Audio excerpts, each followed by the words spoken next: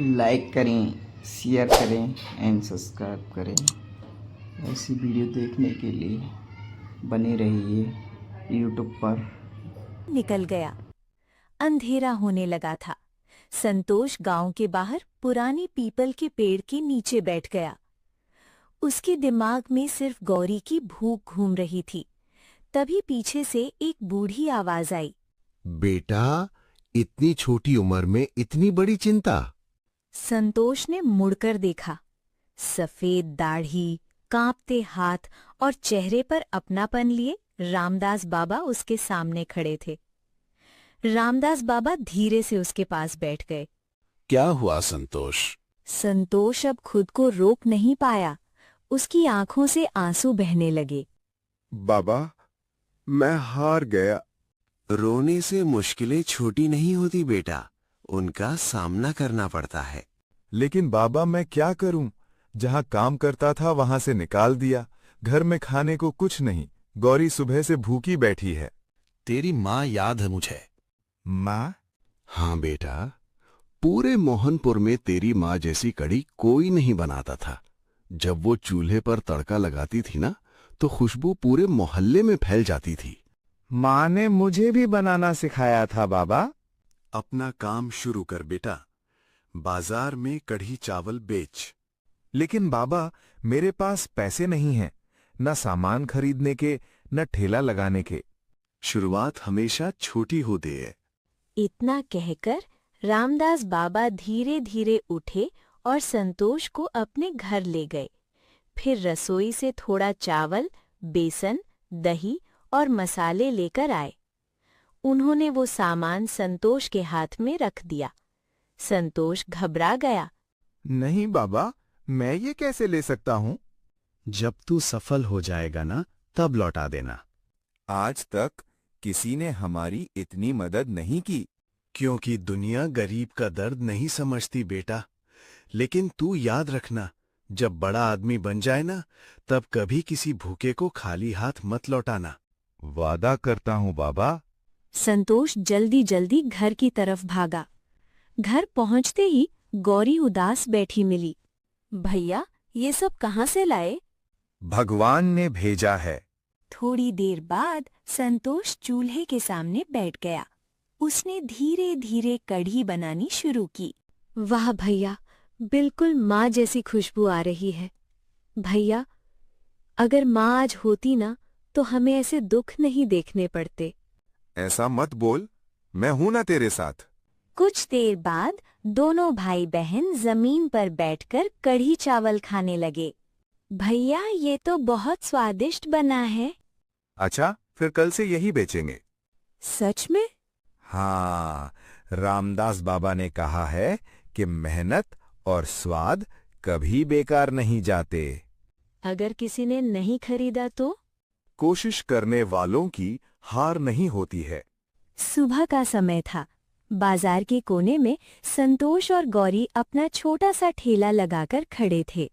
ठेले पर बड़े प्यार से लिखा था, गौरी कढ़ी चावल। गौरी बार बार इधर उधर देख रही थी। उसके चेहरे पर घबराहट साफ दिखाई दे रही थी। भैया, लोग हमारे ठेले की तरफ देख भी नहीं रहे। पहला दिन है ना, थोड़ा समय लगेगा। धीरे धीरे 1 घंटा बीत गया, लेकिन अभी तक एक भी ग्राहक नहीं आया था। गौरी की चिंता बढ़ने लगी। संतोष कुछ बोल नहीं पाया। उसे भी डर लग रहा था कि कहीं उनकी आखिरी उम्मीद टूट न जाए। तभी वहां से एक रिक्शा वाला गुजर रहा था। अचानक उसके कदम रुक गए। वो हवा में फैली खुशबू को सूंघने लगा। अरे वाह, ये खुशबू कहाँ से आ रही है? भाई, क्या बेच रहे हो? गर्मा गर्म कढ़ी चावल। 1 प्लेट बेड़ा। उसके दिल की धड़कन तेज हो गई थी। रिक्शा वाले ने पहला निवाला मुंह में रखा और अगले ही पल उसकी आंखें चमक उठीं। अरे भाई, ये तो कमाल का स्वाद है। गौरी खुशी से संतोष की तरफ देखने लगी। रिक्शा वाला जोर से बोला, ओए रामू, इधर आ, यहाँ बहुत बढ़िया कढ़ी मिल रही है। कुछ ही देर में 2-3 और लोग वहां आ गए। सबने कढ़ी चखी और हर कोई तारीफ करने लगा। वाह, मजा आ गया।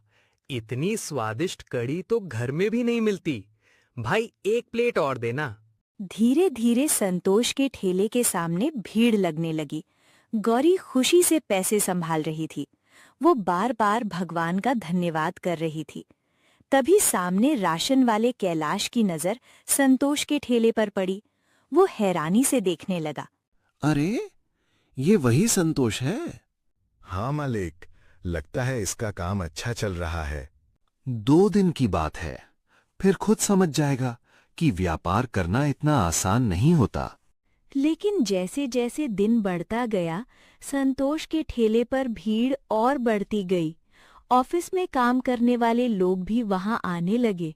भाई, ये कढ़ी किसने बनाई है? मैंने। तुम्हें पता है, अगर शहर में दुकान खोलो ना तो लोग लाइन लगाकर खाएंगे। ये सुनकर गौरी खुशी से मुस्कुराने लगी। उसे पहली बार लगा कि शायद उनकी जिंदगी सच में बदल सकती है। दोपहर होते होते सारे कढ़ी चावल खत्म हो गए।